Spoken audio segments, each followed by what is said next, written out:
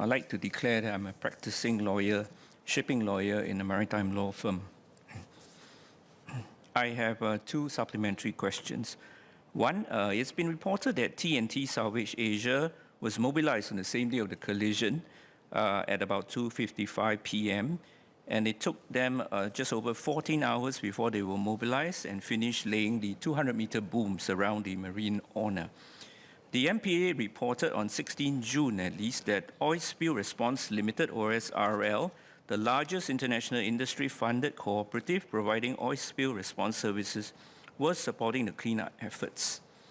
Given OSRL's resources and expertise at hand, may I ask the Minister for Transport, why was OSRL not mobilized concurrently with T&T Salvage Asia immediately after the collision to deploy the containment booms around the marine owner, especially with a view to reduce the deployment time and to reduce the subsequent spread of the oil spill?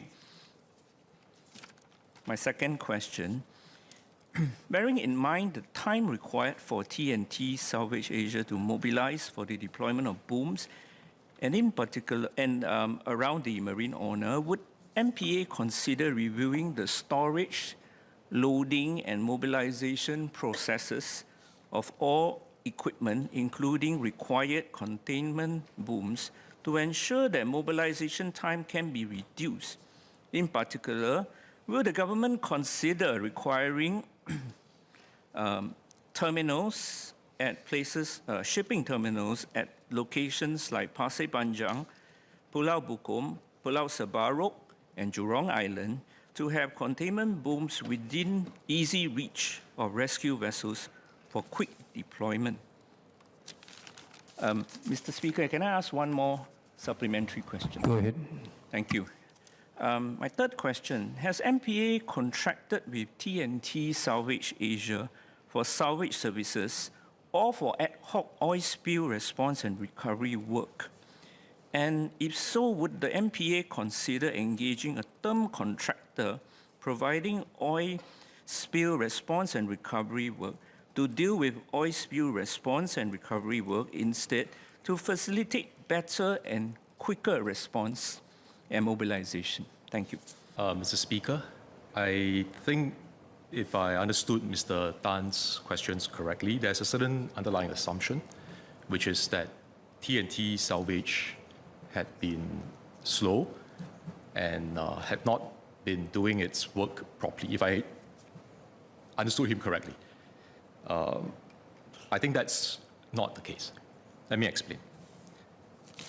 T&T Salvage was not the only contractor engaged by MPA. MPA has, as I mentioned earlier, in response to Associate Professor Jamus Lim, in-house capabilities as well as a group of contractors that they work with in the industry. And these are experts with many years of experience dealing with oil spills. For T&T, Captain Anuj, which is the boss of the company, he was informed by his staff, who were notified by MPA in the afternoon of 14 June. He was informed at 2:55. And I think he explained this in a media interview that upon being informed about this oil spill, he then had to mobilize to load up the heavy equipment. So Mr. Tan is a maritime lawyer. I'm sure he understands these are not lightweight, simple equipment. These are heavy equipment that will require time to load up onto the vessel. And that's what T&T did in the first instance. So that process to load up the equipment took some time. Then they had to sail from not Pasir Panjang, they sailed from Marina South Wharves, because that is the wharf that is designed to load vessels like the T&T salvage vessel to be able to deal with incidents like oil spills. And there is a reason why we chose Marina South Wharves, because if you think about the entire anchorage in the southern part of Singapore, you have from Tuas to Pasir Panjang and all the way to the eastern anchorages. So if you were to put your loading point in the western part or in the eastern part, it may not be as centralized as Marina South Wharves. So They arrived, incident site, at 9:41 p.m. And I think as Captain Anuj explained during his media interview, it was at night. The weather was bad. So he and his crew did their best to deploy the heavy containment boom as quickly as they can, but it took them till the next morning before they could fully deploy. So I think there's also an important point of clarification that I need to raise in response to Mr. Tan's question, because there's this assumption that the arrival of T&T and laying out the booms could contain and fence in the oil that has been spilled around the vessel. So I think that is not the correct understanding.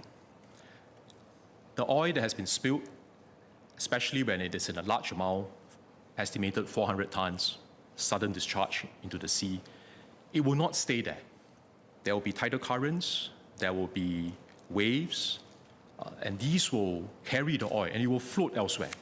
So the purpose of deploying T&T Salvage is not to try and fence in the oil. It is to try and have a preventive measure around the damaged vessel, because let's not forget, there's still a lot of oil inside the damaged vessel that has not been released and spilled into the sea. So we wanted to make sure that in case there's further spillage, there is a preventive measure around the damaged vessel to deal with that scenario. And then what is the next thing that has to be done is MPA and the contractors, together with our agencies, would have to try and locate where the oil patches, the spilled oil, is floating to. Because you need to be able to locate it, then you can deal with it through the skimmers and the laying of booms to try and deal with the oil at sea. So that is the process. Okay, so I think it is important for us to, as we discuss this matter and as we assess the response of whether it's an MPA or its contractor, in this case T&T, to bear that in mind. And I would say, given the weather conditions, nightfall, and the amount of work that is required to lay out the booms, I think T&T did their best, and the response time was in line with the industry practices internationally.